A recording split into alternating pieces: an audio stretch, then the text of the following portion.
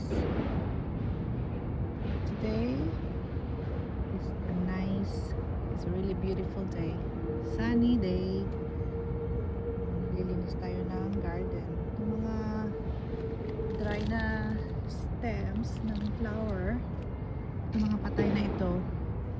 Pero mabubuhay uli ito sa spring. So ikakat natin ito.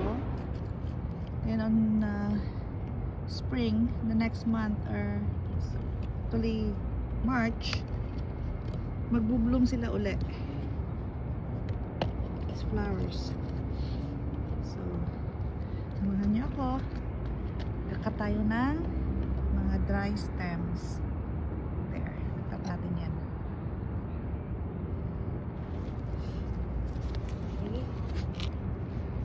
Prepare natin for springtime.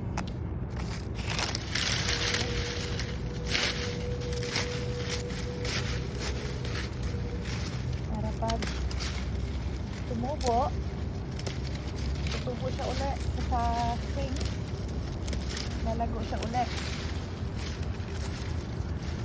Ito yung ginagawa namin every year. Nilinisin natin ito.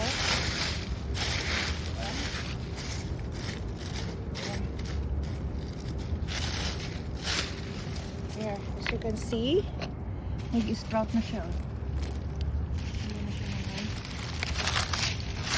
New. There. See? Patay na yung puno niya, pero nabubuhay sila ulit kasi it's getting warmer now.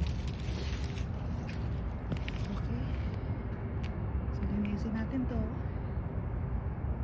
Ayan. Ang daming trabaho. Linisin natin lahat yan. Sobrang laki. Sobrang lawak ng garden namin. Ang daming trabaho. Nakakapagod din. Okay? I'll show you the result on the next few months. Bye!